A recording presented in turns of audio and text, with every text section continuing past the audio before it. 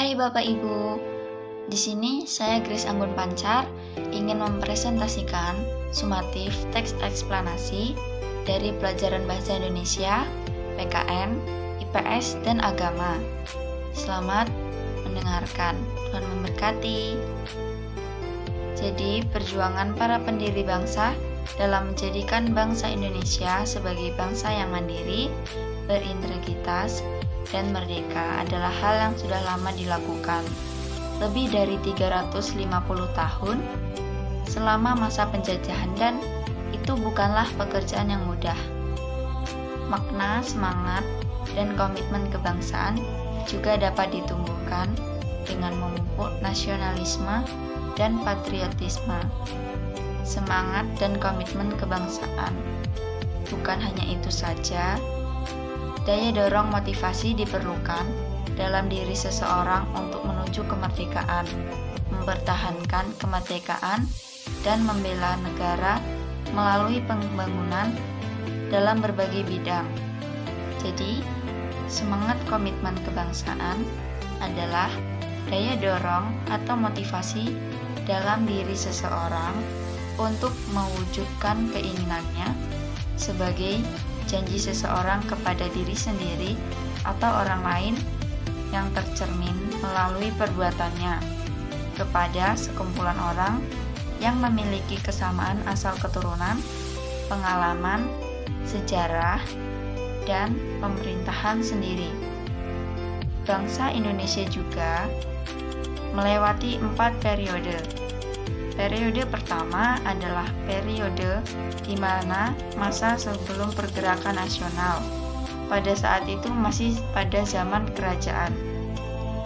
Periode kedua, pergerakan nasional yang sudah dimulai berdirinya organisasi-organisasi seperti Budi Utomo, Sarekat Dagang Islam, dan lain sebagainya. Periode ketiga yaitu masa proklamasi kemerdekaan Republik Indonesia. Pada masa itulah dibuatnya teks proklamasi yang dibacakan oleh Insinyur Soekarno di rumahnya. Dan terakhir adalah periode keempat, masa perjuangan mengisi kemerdekaan. Pada masa ini bangsa Indonesia sudah merdeka. Walau begitu, rakyat Indonesia harus menghargai dan terus berjuang untuk bangsa Indonesia. Perjuangan para pendiri bangsa dalam menjadikan bangsa Indonesia sebagai bangsa yang mandiri, berintegritas, dan merdeka adalah hal yang sudah lama dilakukan, lebih dari 350 tahun selama masa penjajahan, dan itu bukanlah pekerjaan yang mudah. Pada periode 3, di mana disebut masa proklamasi kemerdekaan Republik Indonesia. Dalam periode 3 atau semangat komitmen kebangsaan terjadi pada masa proklamasi dan perang kemerdekaan ini terjadi karena Indonesia masih mengalami agresi oleh pihak Belanda dan tidak menerima kemerdekaan Indonesia. Oleh karena itu, Indonesia mengangkat senjata dan melawan pihak Belanda dengan semangat dan nilai-nilai kejuangan, terutama rasa sebagai negara yang sudah merdeka.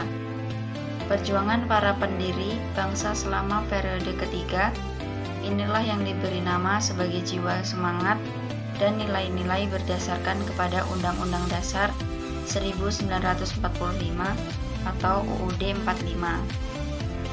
Periode ketiga memberi dampak yang luar biasa. Contohnya saja terbentuknya peraturan-peraturan yang sudah dibuat dalam Undang-Undang Dasar 1945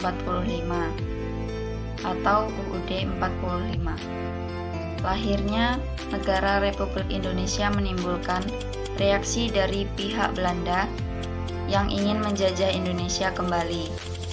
Hal tersebut menyebabkan bangsa Indonesia kembali mengalami perjuangan yang dahsyat dalam segala bidang, baik melalui perjuangan senjata, bidang politik maupun diplomasi.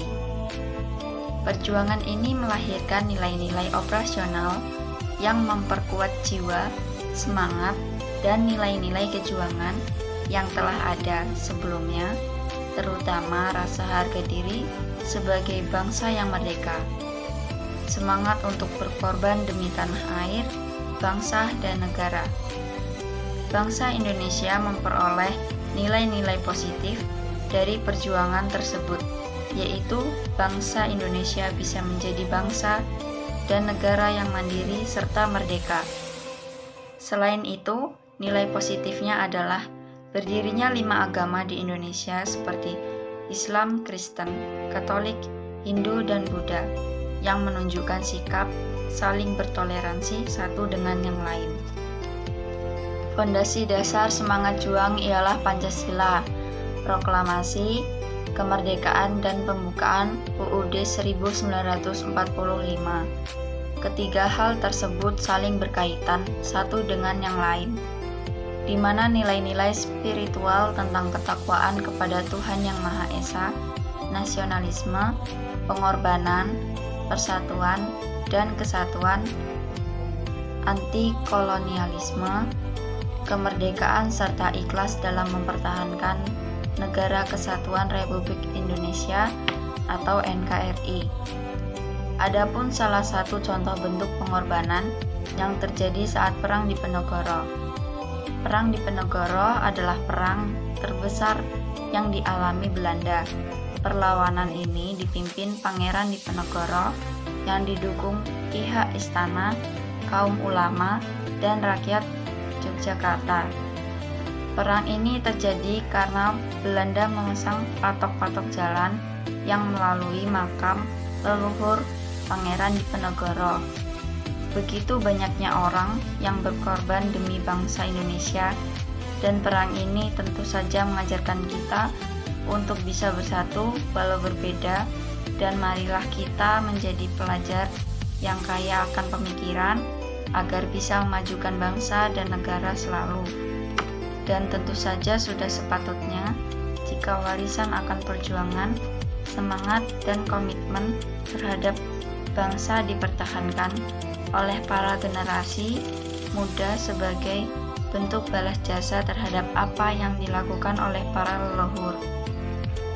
Kesimpulannya adalah Pancasila sebagai falsafah bangsa dan negara serta munculnya UUD 1945 sebagai konstitusi negara.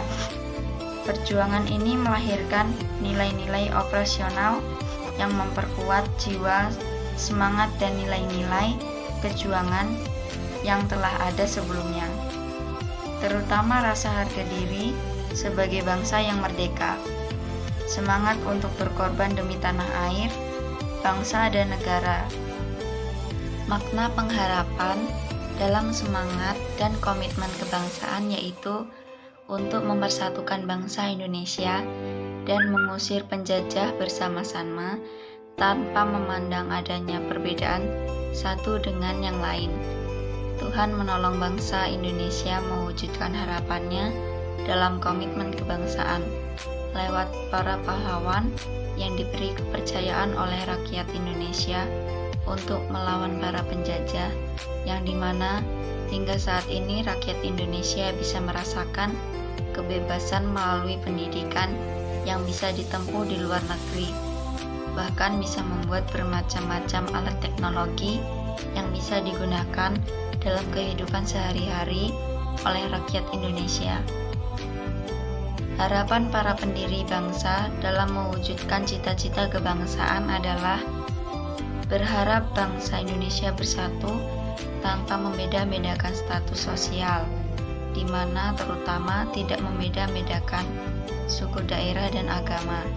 Selain itu, harapan pendiri bangsa ingin bangsa dan rakyat Indonesia memiliki sikap nasionalisme dan patriotisme dalam mewujudkan cita-cita kebangsaan. Makna pengharapan dalam semangat kebangsaan saling berkaitan karena perjuangan tanpa harapan tidak ada artinya. Bahkan pada masa penjajahan keempat periode yang dilalui rakyat Indonesia semakin mengenal agama, mengenal Tuhan, dan mengenal kata berharap. Jadi, berjuang harus memiliki pengharapan yang pasti agar menjadi tujuannya adalah baik. Tuhan bekerja mewujudkan pengharapan dalam semangat kebangsaan dengan banyak hal. Contohnya saja, Tuhan membantu para pahlawan berjuang mengusir para penjajah. Tuhan memberikan pendidikan yang diajarkan melalui orang-orang yang bisa mendidik rakyat Indonesia. Walau tidak terlalu baik, nyatanya rakyat Indonesia selalu berjuang untuk melawan penjajah. Sekian dari saya. Terima kasih.